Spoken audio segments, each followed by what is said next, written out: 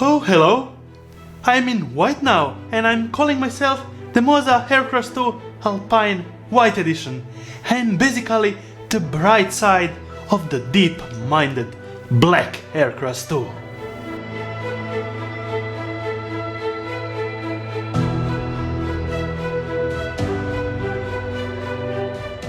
As you know, I am a really big fan of the MOZA AirCross 2, and I'm using it in every single little production, commercial and wedding. And actually it's my gimbal to go for stabilized video footage.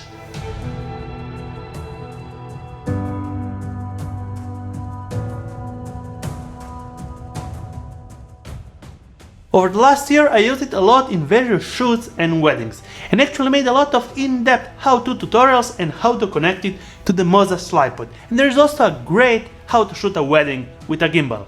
All the links for the videos will be in the description, and you are free to check them out and get a more in-depth feel of what you can achieve using a gimbal like this. Today I would like to share some of my experience when shooting for a project with multiple days of shooting.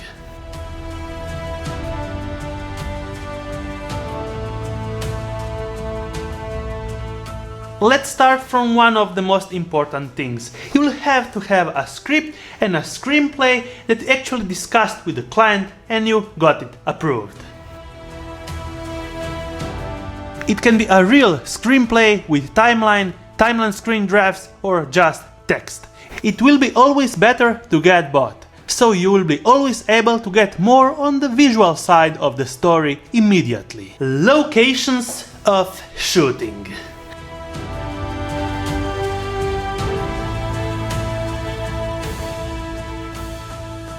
Depending on your shoot scale, you could end up in different various locations and day of shooting with different type of lighting and shooting moods.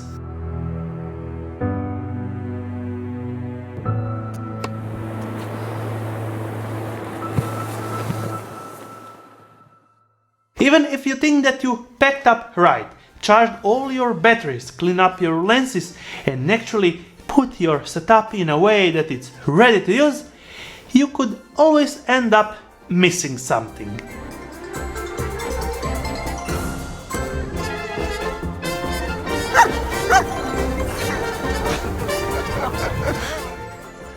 Forget that you stored your winter tires already in your basement, and the actual main shoot is happening in a mountain where the actual main shoot should be in snow and the weather forecast is snowy.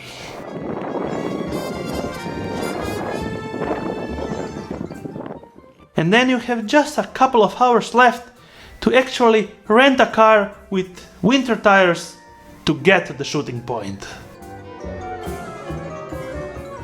You are checking in the middle of the night the webcams of the mountain and the last snowfall of the season and hoping it will survive until morning. And then you wake up in the morning and success! There is snow in the mountain. We need to get rolling really fast.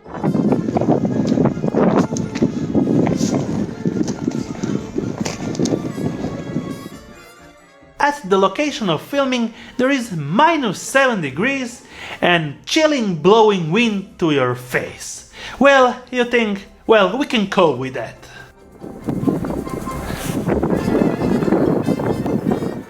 Nevertheless, it can be worse. The perfect location gets ruined by a sunburned dog that it's not really pleased about our snowbird shooting session.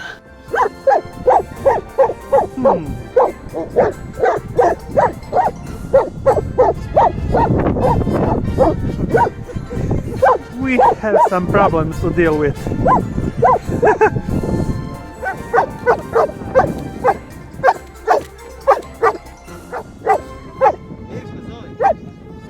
So the perfect location gets ruined and we have to leave off for 1 mile to get rid of the dog. And this is just one thing that can go wrong if you are not fully prepared.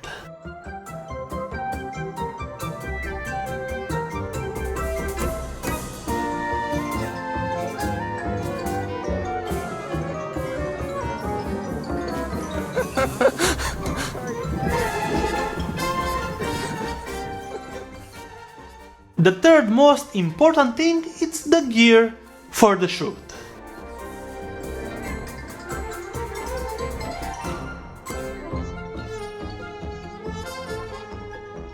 No matter what gear are you used to shoot, you should be really confident in it and actually get a lot of understanding and lot of knowledge before going out on a big shoot and deeply understand all the settings so you don't mess up. I would never recommend to use new gear that you just bought and you didn't test it so much. You could end up losing focus, losing the footage and actually mess up the whole shooting for the day. Remember, know your gear before shooting. The four things are well-prepared actors.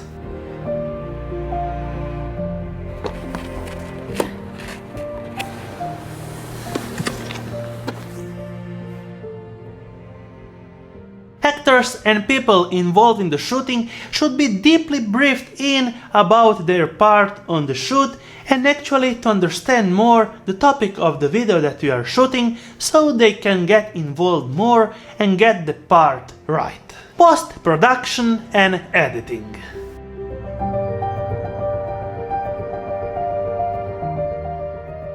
Before even starting the shoot, you should fully understand your post-processing, editing and programs and actually post-processing parts so you can finish successfully the project. Don't start the learning curve on DaVinci Resolve if you edited for the last couple of years on Premiere Pro and you have just a tight schedule of 2 days. Don't waste time in After Effects visuals if it's just the first time that you are doing it for real. Get to know the cinematic voice, music that will be used in the videos and other elements before the shooting. Remember, being fully prepared for your shoot, you and your team will be more confident and actually get more faster through the shoot without losing time. Bonus tip, don't go out on a remote location without a backup camera if the main camera fails.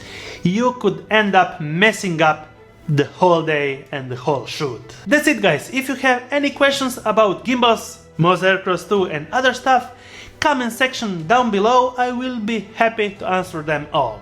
Thumbs up if you liked it, subscribe with the bearing icon to get notified every time I make a new video, and see you on my next one.